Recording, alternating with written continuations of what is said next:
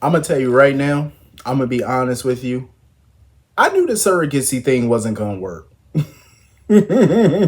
What's up, everybody? Happy Wednesday. Um, I just knew that the surrogacy mess was gonna be a colossal failure, and it's proven to be right. Let me say this first and foremost. Don't get me wrong. I totally understand TJ's concern. I do. I get why he's concerned about her being around Sonny right now because look at what's going on with him. Like his meds are, he's taking short dosages of his meds. He got Ava hanging around every time, all day, every day, twice on Sunday. He got this whole pikeman shit coming after him. Jason's back. Dex done joined the police force. He's paranoid. He's not trusting anybody. He's pushing everybody away.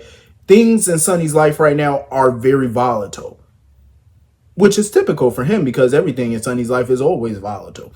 But it's even more so now. It's just a lot going on. So I kind of get where TJ is coming from and where that concern is coming from because anybody around Sonny right now is a target. Even they're basically an unattended target.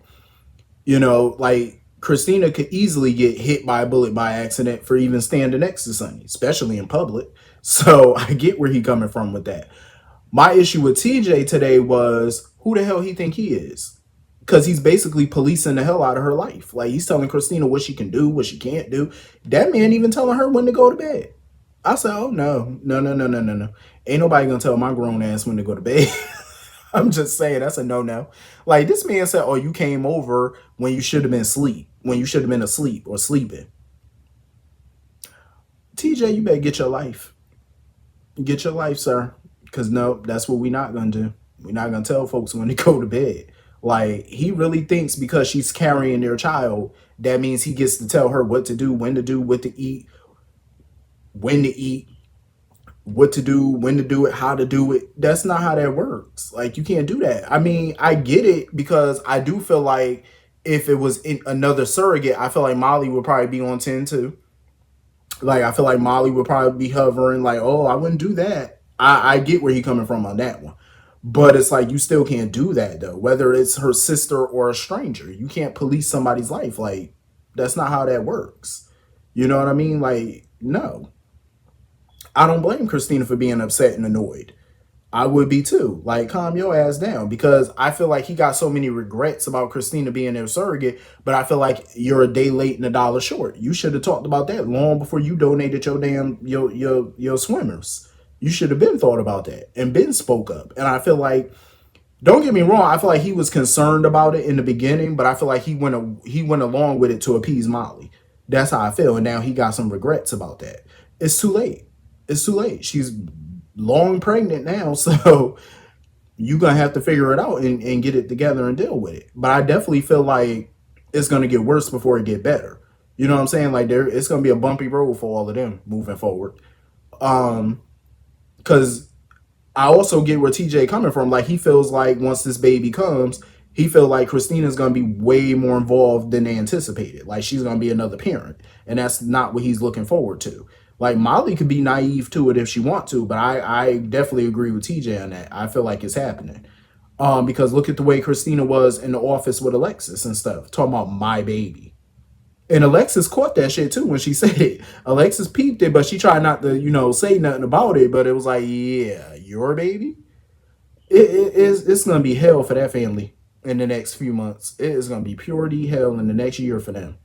Cause I don't see nothing good coming out of nothing of it. Nothing good coming out of this.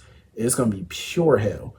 Um, and I really don't like the way that they're removing Molly from Sonny's family, basically. Cause I don't like the way Molly be, oh, I gotta prosecute my sister's father.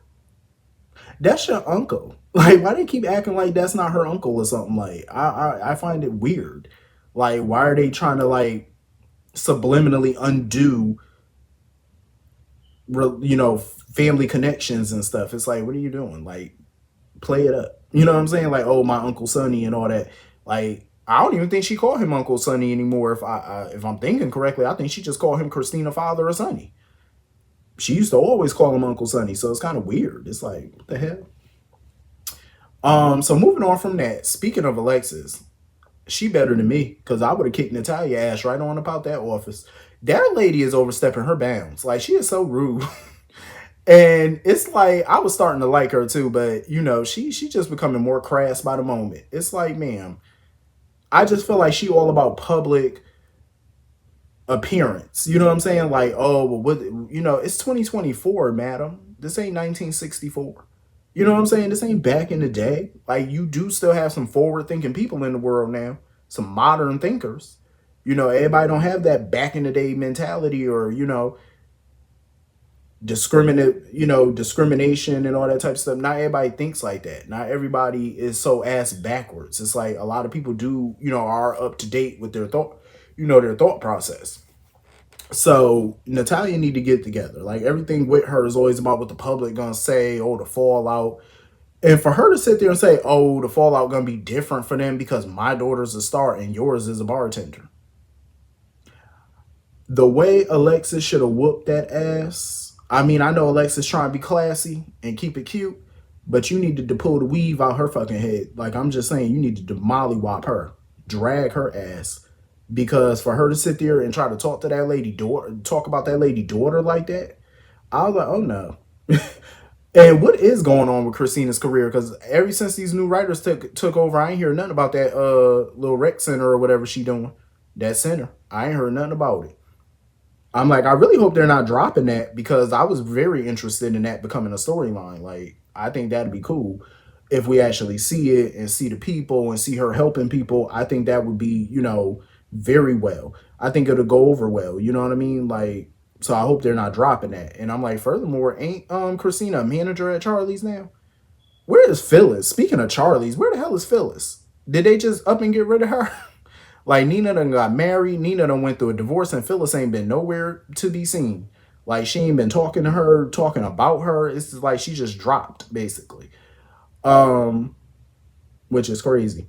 But yeah, Natalia, she doing too much. Like, she doing way too much. I'm like, at this point, who gives a damn if somebody see Blaze out with Christina and assume the baby is hers, or they're starting a family? I'm like, that's what you got PR people for. Y'all can easily dispel all of that and just kind of explain it away.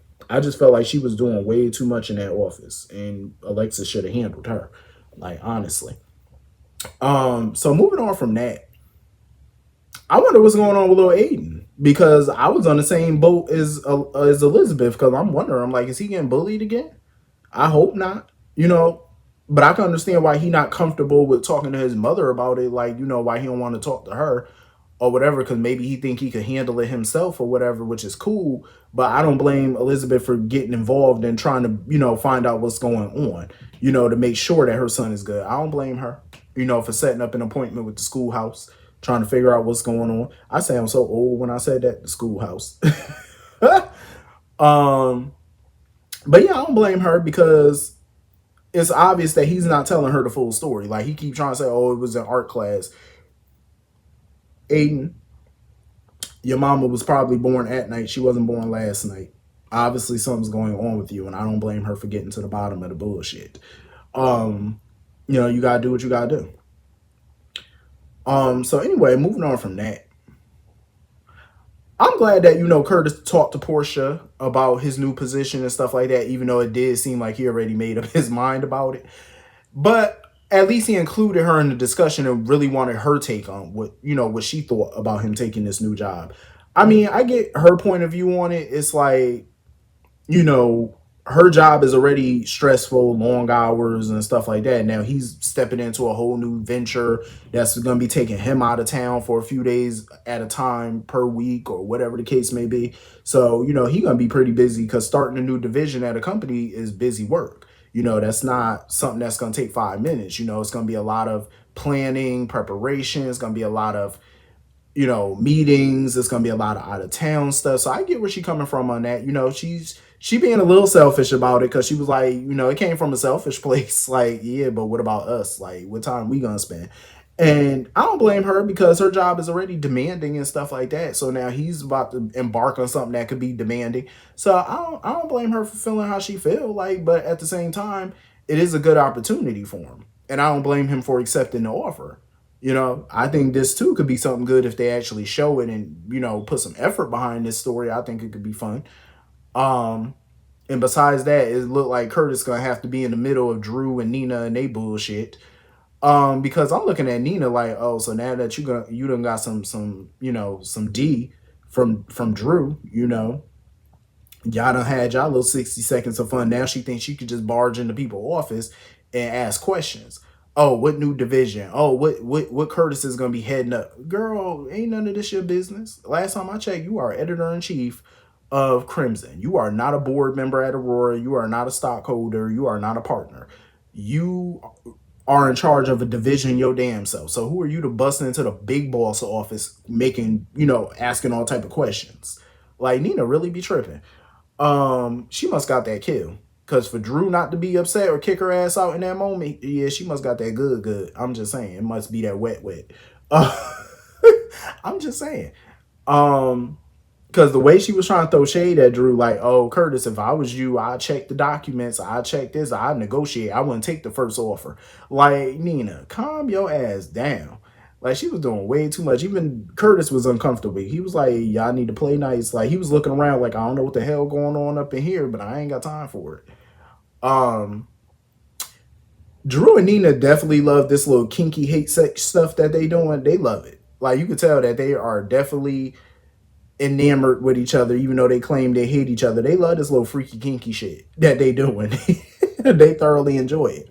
And she's sitting here pumping him for information on Willow. Oh, so why was Willow and Michael in here? Again, none of your damn business. If Willow wanted you to know, she would have called and told you. Nosy. Um, but she happy though, because she want Drew. She trying to play Drew to keep her in the loop on Willow. And Drew already knows she playing games. I think he can see that. You know what I'm saying? I will hope he not that dumb. Like he clearly don't trust their ass, and I don't blame him because trust neither one of them are pretty trustworthy at this moment. Because if I had to deal with the both of them, shit, I have one eye open at all times because I wouldn't trust not near none of them. Um. So anyway, moving on from that, Lucy is doing entirely too damn much, and I am so glad that Maxie is putting her foot down with her because at the end of the day, Lucy doing too much. Like she is straight ego tripping. Like she really thinks she the one selling these products. Like, bam, you got to talk about the products to sell them. Your ass sitting up there ego tripping, talking about your own damn self for the whole hour, and the show don't even want her back. Like they do not want her back up there endorsing no products. They won't even put deception stuff on the air if Lucy come back. Even Scott had to let her know that she was wrong and her segment was a disaster. Because it was. That shit was pure D insanity. And I'm glad Maxie put her foot down and told Lucy about it. Lucy keep thinking, oh, my people on social media, they love me. They really love me. Oh my God. No, they don't love you. They laughing at your crazy ass. That's what they doing. They don't love you. Like they are laughing at you because you being a whole nut. Um, But yeah, at this point, Maxie, she need to get control of Crimson or she need to bounce. You know what I'm saying? Because if Lucy gonna be pulling this kind of stuff, I'll let her just destroy Deception on her own. I would just let her destroy that company right on her own. Because if I was Maxie, I would just start my own little thing. You know, go to a bank or something, try to get a little loan. I would just come up with a concept and just do my thing. Because all this working for other people shit is not the wave. And Maxie is smart enough to have her own business. You know what I mean? Like she's very capable. She worked hard. So that's the route I would take if I was her at this point. Um, but yeah, this was a crazy ass episode. I'm gonna tell you, like I said before, TJ tripping. Like I understand where he coming from, but to tell that girl to stay away from her father, you're doing too much. Like that's not like you. That's not an easy thing to do. So you expect her to just cut her father off right now? No. I mean, it is dangerous for her to be around him, though. I ain't gonna front, but it's like still, you're asking for the impossible, bro. Um. So anyway, hit the comment section. Let me know what you all thought, and I will see you all later. Have a great night. Peace.